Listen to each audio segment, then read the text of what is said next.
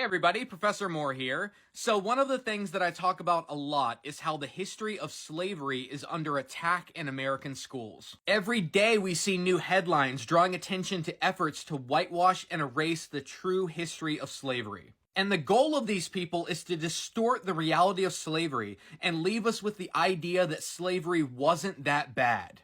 This is why it's important for historians and teachers to constantly draw attention to just how bad slavery really was. Because it's only when we acknowledge the torture and trauma of slavery that we can trace the legacies of that violence to our institutions and society today. Perhaps one of the darkest and most disturbing parts of the Atlantic slave trade is how enslavers treated the bodies of black women. During slavery, their bodies were not their own. They were pieces of property to be bought and abused. The abuse of black women's bodies during slavery began the moment that enslavers put their necks in chains and marched them in a coffle to the African coast to be loaded into the cargo hold of a slave ship. And that abuse only grew worse once they entered the dark bellies of these floating torture chambers. We have several historical sources testifying to the fact that enslaved black women were routinely assaulted by white men on slave ships. In 1577, the English explorer Francis Drake captured a black woman named Maria off the coast of Guatemala. In his diary, Drake called Maria a proper Negro wench, and during her time on his slave ship, she was assaulted by several white men and eventually impregnated. And that's where the historical record ends. We have no idea where she ended up or what her fate was. If these women and girls were not part of the nearly 2 million African souls that lost their lives on the Middle Passage and were buried beneath the waves of the Atlantic Ocean, they could expect far worse once they reached the shores of the land of the free and the home of the brave. The abuse continued once these women and children stepped up onto the auction block. Many black females were funneled into what was called the fancy girl trade, where they were sold with the specific intent to become sexual slaves for their masters to abuse at their will. Other enslaved women were forced to become breeders to produce as many children as possible with complete strangers in order to produce more profit for their enslavers. Knowing what enslaved black women faced on plantations, it's a lot easier to understand the decision of Margaret Garner and other enslaved women who killed their female infants and children to save them from a lifetime of abuse and exploitation. Often these women were charged with a crime, but not murder. They were charged with destruction of property. In a society that turns human beings into commodities, sometimes death is preferable to life when that life is nothing but never-ending trauma and abuse. Even though these topics are extremely difficult to acknowledge and discuss, these are exactly the kind of stories that we have to keep alive to fight back against the powerful movement in this country that wants to whitewash and distort the reality of slavery. This is the part of our past that many people want to erase, and we can't let them.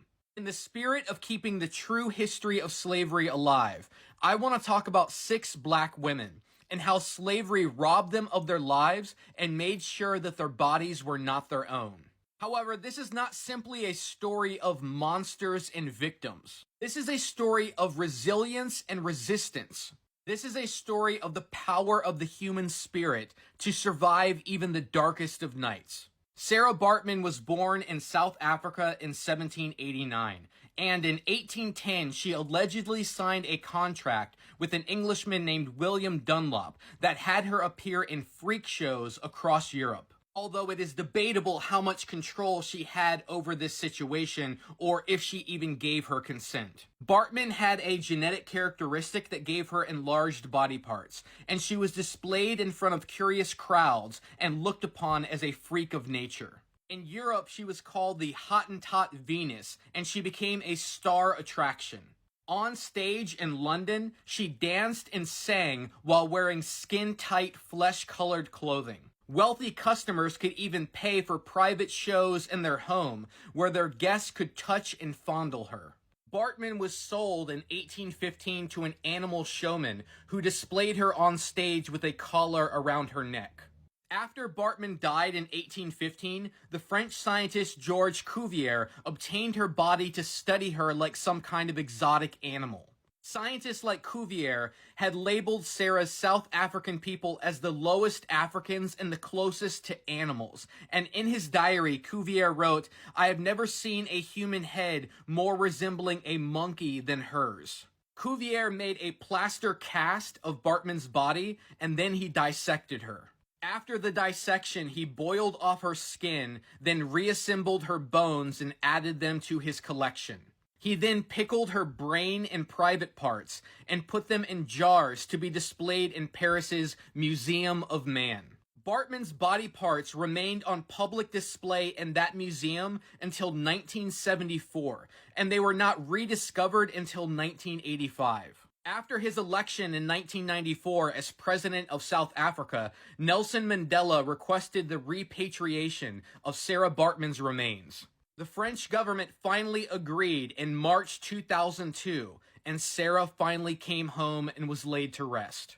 The McCoy twins share a similar story to Sarah of abuse and exploitation for white entertainment. In 1851, an enslaved couple in North Carolina gave birth to conjoined twins that they named Millie and Christine. When they were just 2 years old, their enslaver took them away from their parents and sold them for $1,000 to a man in the entertainment business. Over the next decade, the twins were displayed in freak shows across the US and Europe, sometimes drawing crowds as large as 150,000.